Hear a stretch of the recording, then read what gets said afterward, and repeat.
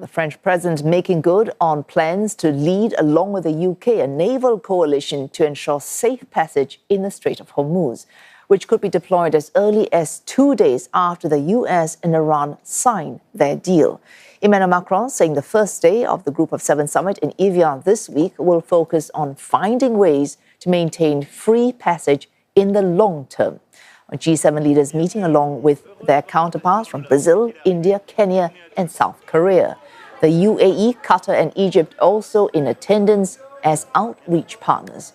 A talk leading, though, to look beyond the Middle East, with Ukraine now into a fifth year of war with Russia and the rest of the world having to face up to threats on the geo-economic front, including on the supply of critical minerals and how to use and properly regulate artificial intelligence.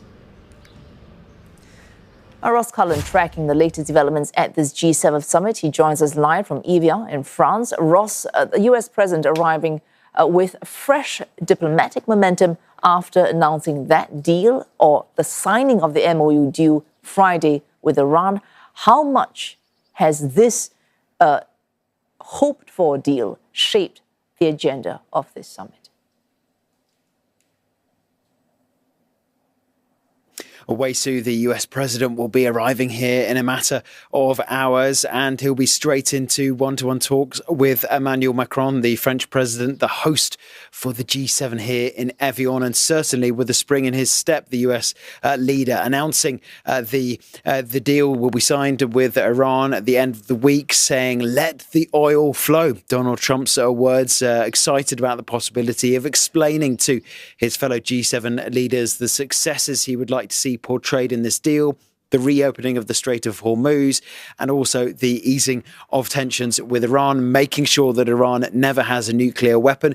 And certainly we've heard from Emmanuel Macron on that specific point just in the last few minutes, saying that there must also be agreement with a third country to be able to remove the residue of Iran's previously enriched uranium from inside Iran to another country, to ensure that it is disposed of, that Iran cannot continue on any pathway towards trying to develop a nuclear weapon. That will be the key point of focus this evening at the dinner between the G7 leaders about the Iran deal. There'll be lots of questions for Donald Trump about the details of the agreement. Certainly, France will want to ensure that Lebanon's sovereignty is respected, because we want to see how much of Israel and Lebanese participation in this deal. France says they want to ensure that it is not just Washington and Tehran driving this ceasefire, it's also taking in Israel and Lebanon and the clashes there. Ross, of course, worth reminding that this war only started because of US-Israeli strikes on Iran starting the end of February. The G7 has plenty on its mind beyond just the Iran war.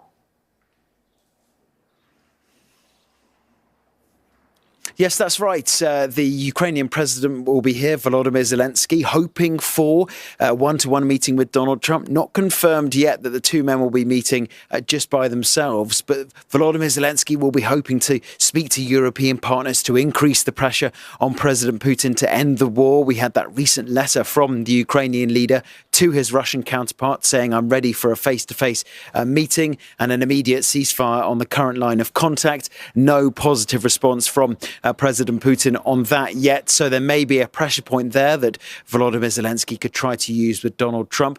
Also, the digital agenda, very important for France, the protection of children online. And there will be meetings with some of the big leaders from artificial intelligence, the CEOs of Anthropic, Mistral and OpenAI. And also, when it comes to the digital side of things, here in Evian, Wei-Su is very famous for its water, but it's wine that is in the targets of the US president, because he has said that if France does not remove its current levy on big tech firms like Apple and Amazon, then the US government could well impose a 100% tariff on France's wine exports from here into the United States. Wei-Su. Thanks, Ross, for reminding us that tariff troubles have never quite gone away. Ross Cullen reporting for CNA from Evian in France.